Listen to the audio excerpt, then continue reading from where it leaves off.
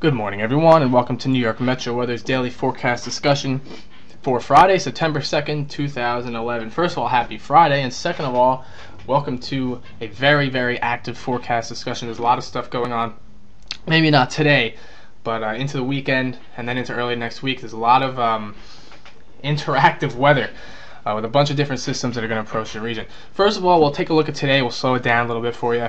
You can see an area of clouds and showers. Really not much on radar right now.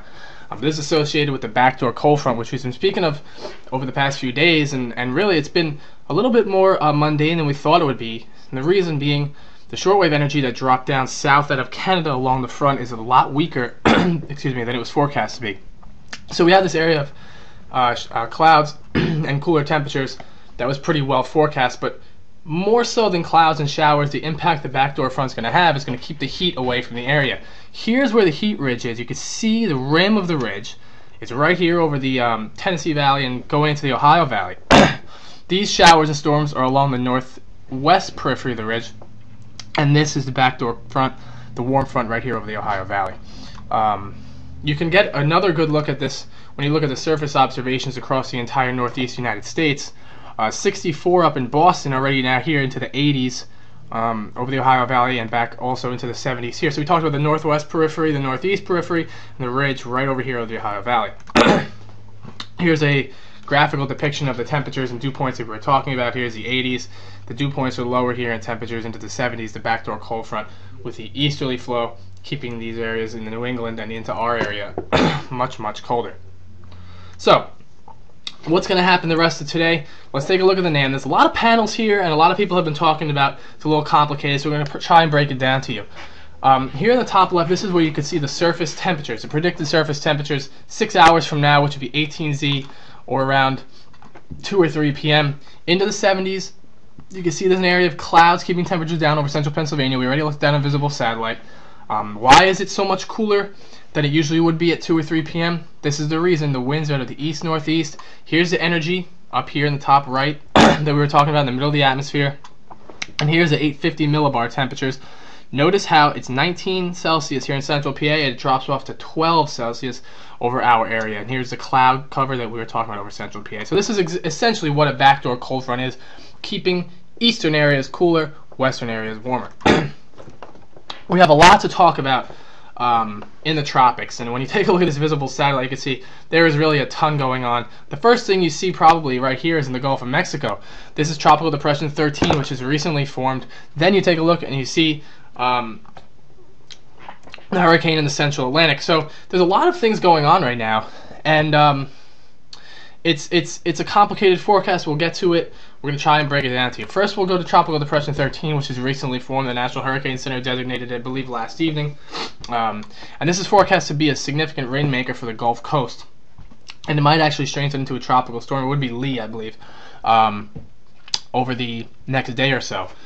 Many of the models printing out prolific rainfall along the Gulf Coast. It would not be a good situation there. The track remains highly uncertain, but why does it impact us? Because this system is eventually going to impact the Gulf Coast and then lift off to the northeast, and if it interacts with another trough, or that would be what we call phasing with another trough, there could be significant rain impacts for our area. So we're going to really have to keep an eye on it. Here's the NHC advisory. Maximum winds are only 35 miles an hour, but it's forecast to strengthen to a tropical storm and then make landfall in Louisiana before moving inland as a depression. But as always, we're going to pay attention to the track, and we'll keep you updated. We have a little bit of an inside joke going on actually in the forecast office. We're not even going to try and pronounce the name of the hurricane in the central Atlantic. We're just going to call it the hurricane. So here it is in the Atlantic. It was downgraded to a tropical storm, and you can see it's beginning to show signs of further organization. It was a big convective burst last night. The outflow is not looking too bad. You can see the interaction with an upper level trough here as these clouds are being streamed off to the north and east, so it's having some trouble on the northwest side. But it's expected to get more organized and become a hurricane, and eventually most models have it actually becoming a major hurricane over the next day or two. Here's the National Hurricane Advisory from the National Hurricane Center. The max winds are 70 miles an hour. I believe that's up from 65. Don't hold me to it. I'm not 100% sure. But it's expected to be a tropical storm until 2 a.m. Saturday morning, when it's strengthening back to a hurricane. And then you can see later in the advisory a major hurricane. So You take a look at this track and you might be freaking out. Oh no, here comes another bend to the west. It's important to remember the pattern between this storm and Hurricane Irene is much different. There's a very, very active troughing pattern over the eastern United States. And you might be saying, I don't understand that. I don't know what that means. Basically, imagine, as you can see my mouse over here, over the eastern United States, there are cold fronts, and it's essentially kind of a parade of cold fronts sweeping east, and sweeping east every few days. So as the hurricane comes up to the north and west, it could make it this far west, but eventually a sweeper will come and sweep it off to the east.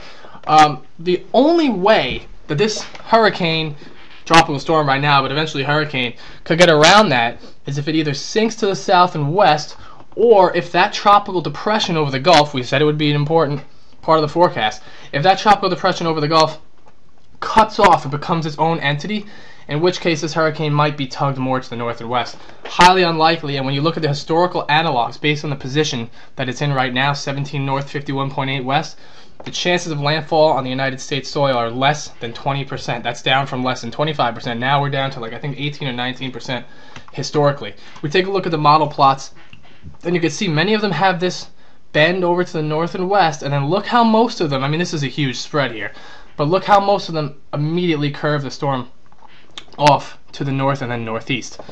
Admittedly, the tracks have shifted west. Initially they were really strongly recurving it here, but have shifted west. This is normal, the models are going to fluctuate, but we still maintain the fact that the chances of a landfall on the United States with this hurricane are very, very low. So, one more time we'll switch back to our weather. Here's the current synoptic situation. Here's the energy in the middle of the atmosphere, keeping our temperatures down. You can see 20 degrees Celsius, 850 temps over the Ohio Valley, much less in our area. But over the next few days, you can see the ridge builds over the eastern United States. So our temperatures rise to around 20 Celsius by Saturday afternoon, which means if we can get clouds out of here, we could get into the upper 80s and maybe stretch to near 90 in some areas. The better chance might actually come on Sunday because our heights are rising once again. So by afternoon on Sunday, you can see our 850 temperatures are again 20 Celsius.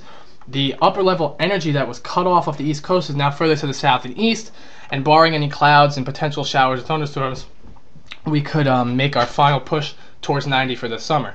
The Storm Prediction Center had designated a slight risk for Sunday, but has now removed our area from the slight risk, with the front slowing down in interaction with this Tropical Depression 13. Here's the upper level trough, and you can see the interaction occurring over the next few days. Here's a partial phase, and you can see the upper level cyclone that forms here. Could be a big rainmaker down the road. Nonetheless, you look, this is an active pattern. There's plenty of precipitation here. This is Tuesday next week. It's a little bit far out, but there is a potential for a little bit of an unsettled week next week. We'll keep it right here. We'll keep you updated. Talk to us on Facebook, talk to us on Twitter, and really most importantly right now, it looks like the Labor Day weekend is going to be partly sunny, chance of showers and storms Saturday and Sunday, but warm and summer-like. So get out there and enjoy it. We'll talk to you guys soon.